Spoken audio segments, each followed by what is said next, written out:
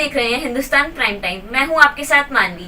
आइए रुक करते हैं आज की बड़ी खबरों की ओर। पाकिस्तान के नूर खान एयरबेस पर अफगानी हमले की खबर से क्षेत्र में तनाव बढ़ गया है। सुरक्षा एजेंसियां हालात पर नजर बनाए हुए हैं और जांच जारी है। ईरान के सुप्रीम लीडर खामेनेई की मौत की खबर से मध्य पूर्व की राजनीति में हलचल तेज हो गई है। अंतर्राष्ट्रीय स्तर पर इसके प्रभावों पर चर्चा शुरू हो गई है। ईरान के पूर्व राष्ट्रपति अहमदीनेजाद की हवाई हमले में मौत की सूचना ने वैश्विक राजनीति को चौंका दिया है। इस घटना के बाद क्षेत्र में अस्थिरता बढ़ने की आशंका जताई जा रही है। इनर व्हील क्लब की महिलाओं ने फूलों के साथ होली खेलकर सामाजिक सौहार्द का संदेश दिया। कार्यक्रम में रंगों के साथ पर्यावरण संरक्षण का भी ध्यान रखा गया। गांधीनगर में पहली ओपन बुक लाइब्रेरी का शुभारंभ किया गया। यह पहल पढ़ने की संस्कृति को बढ़ावा देने और युवाओं को प्रेरित करने के उद्देश्य से शुरू की गई है। दिल्ली कला उत्सव में राम भारती ने अपनी शानदार प्रस्तुति से दर्शकों का मन मोह लिया। कार्यक्रम में कला और संस्कृति का अनूठा संगम देखने को मिला। राष्ट्रपति द्रौपदी मुर्मू ने महिला कल्याण से जुड़ी 4 महत्वपूर्ण योजनाओं का शुभारंभ किया। इन योजनाओं का उद्देश्य महिलाओं को आत्मनिर्भर और सशक्त बनाना है। 10वें इम्का अवार्ड्स के विजेताओं के नामों की घोषणा कर दी गई।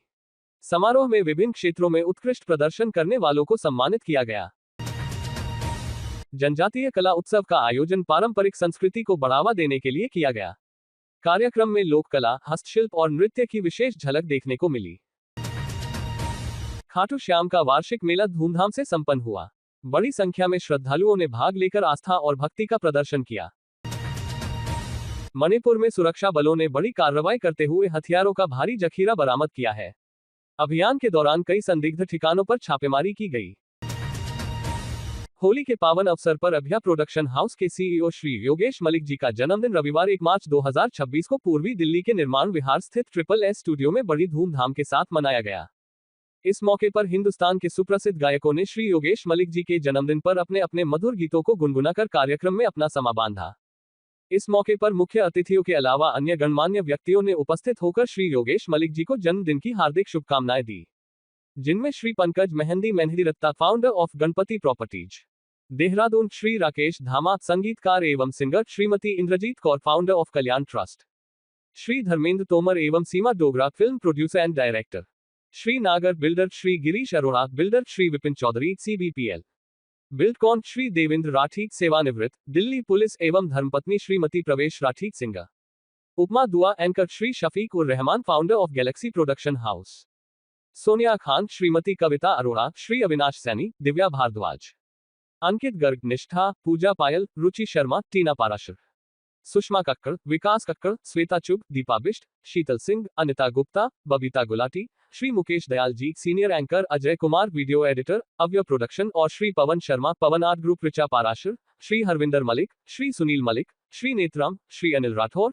पायल कक्कड़, श्री के अरोड़ा, RC खान, काजरी सेन, श्री कुलदीप सिंह, श्री राजूशील, श्री टिकाराम, इनाक्षी और ऋषि गुरु इत्यादि लोगों ने उपस्थित होकर श्री योगेश मलिक जी को उनके जन्मदिन पर अपनी शुभकामनाएं दी और दीर्घायु होने की कामना की। मेरे बड़े भाई हैं, मेरे इनसे बहुत अधिक प्रेम है। परमात्मा इनकी कल पूरी करे। होली पे भी संदेश देना चाहूँगा कि होली के रंगों से खेलें, किसी की भावना से ना खेलें। इसके बाद हैप्पी होली। बहुत बहुत धन्यवाद उन्होंने बुलाया है मुझे। और सबसे बड़ी बात क्या है कि देखिए, किसी लोगों को देख के आपका मन खिन्न हो जाता है कि यार कहाँ से मिल गए।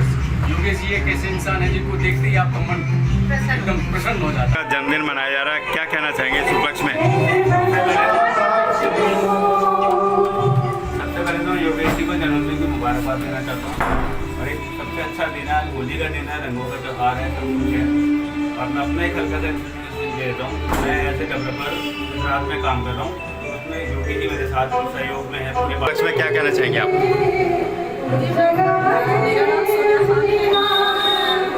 बच्चे के बारे में मैं कहना चाहूँगी कि बहुत ही डाउन टू अर्थ इंसान है और सबको साथ लेके चलते हैं। और वो प्लेबैक सिंगर भी बहुत अच्छे बन चुके हैं और मैंने उनके काफ़ी सारे वीडियो किए हैं क्योंकि मैं वीडियो करती हूँ। और मैं विनोद जी के बारे में और विनोद जी की फैमिली को बहुत अच्छी तरह से जानती हूँ। वेरी गुड, मतलब उनकी वाइफ बबली जी बहुत अच्छी हैं, अर्पित बेटा। और अभी योगेश जी नाना बने हैं और होली का त्यौहार है।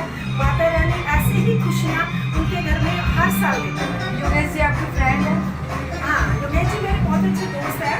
सबसे पहले तो वो मुझे अपना गुरु मानते हैं, क्योंकि जो पहली रिकॉर्डिंग हुई थी योगेश जी की वो मैंने ही करवाई थी, लेकिन बहुत सारे बच्चों की रिकॉर्डिंग मैंने करवाई है। अच्छा रहती हूँ और बहुत अच्छा लगा उनका बर्थडे था। हम चाहते हैं बर्थडे तो था ही था, संगीत का आनंद के लिए हमें इस तरह के प्रोग्राम होते रहे और बहुत अच्छा लगा।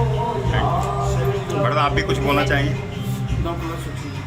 मैं बस यही एक सब बोलना चाहूँगी, मतलब ब्लड रिलेशन से भी ज़्यादा जो हमारा मीडिया वाला रिलेशन है वो ज़्यादा प्यार है।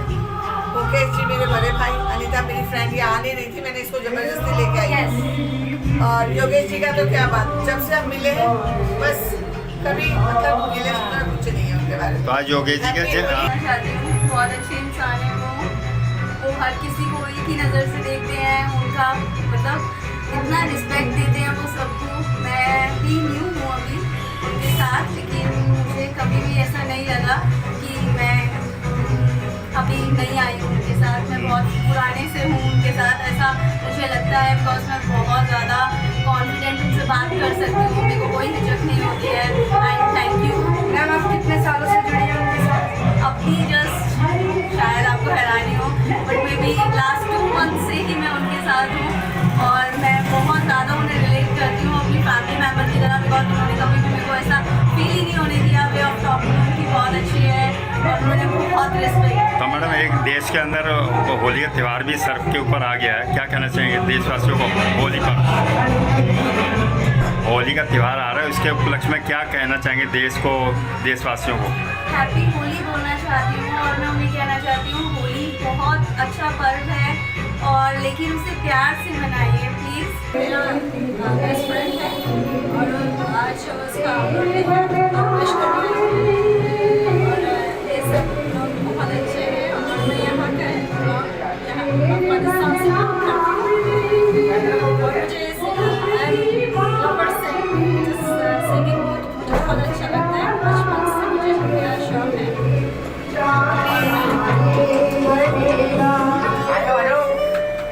इस प्रोग्राम में हर एक प्रोग्राम में ये मुझे इनवाइट करते रहते हैं। मैं ये समझता हूँ कि हमारी जो मामी हैं उनके अलावा अगर कोई टॉप 10 में अगर होंगे तो उनमें से मैं एक हूँ जिसने योगेश जी के उतार चढ़ाव जीवन के देखे हैं और उनको लड़ते हुए देखा है, दौड़ते हुए देखा है और अपने भाइयों को, अपनी फैमिली को सपोर्ट करते हुए देखा है। ऑर्गेनाइजर आज मैं योगेश मलिक जी के बर्थडे में आई हूँ। योगेश मलिक जी को मैं बहुत टाइम से जानती हूँ, मेरे को 5-6 साल हो गए हैं और जब हमने आबिया प्रोडक्शन हाउस स्टार्ट किया था मैं उन्हीं के साथ में थी, हमने उन्हीं के स्टार्ट किया था। आज उनका जन्मदिन है और कलर स्टूडियो में हमने प्रोग्राम रखा था म्यूजिकल गेट टुगेदर। बहुत ही अच्छा प्रोग्राम रहता है हमेशा से ही योगेश जी का, चाहे वो एक छोटे से स्टूडियो में हो चाहे वो एक बड़े से ऑडिटोरियम में हो, लेकिन मज़ा दोनों जगह ही भरपूर रहता है। और जैसे कि आज योगेश मलिक जी का जन्मदिन है तो मैं तहे दिल से योगेश मलिक जी को ढेरों बधाइयाँ देती हूँ। अच्छे उम्र दे और ऐसे ही सबके लिए सहयोग करते रहे और अच्छे से जो काम कर रहे हैं उसको आगे बढ़ाते रहे। धन्यवाद। और होली का त्यौहार भी है, उस पर देशवासियों को क्या संदेश रहेगा होली पर? होली का जो त्यौहार है हम सबको गिले शिकवे दूर करने के लिए अगर किसी का आपस में कोई गलतफहमी हो। जी आज हमारे परम मित्र योगेश मलिक जी का जन्मदिन है। इसके उपलक्ष्य में संगीत में प्रोग्राम चल रहा है, बहुत ही बढ़िया और भगवान करे ये कार्यक्रम आगे भी ऐसे ही चलते रहे, सभी गुनगुनाते रहे, योगेश मलिक जी सबको गुआते रहे। और आपका परिश्रम हमें मजबूर करता है आपको सम्मान को देने के लिए, क्योंकि समाज में उत्कृष्ट योगदान के लिए आपके लिए वो बनता है। तालियां बजा दीजिए। सभी को नमस्कार। आपके चैनल के माध्यम से मैं सभी को हैप्पी होली की बहुत बधाई देना चाहता हूँ।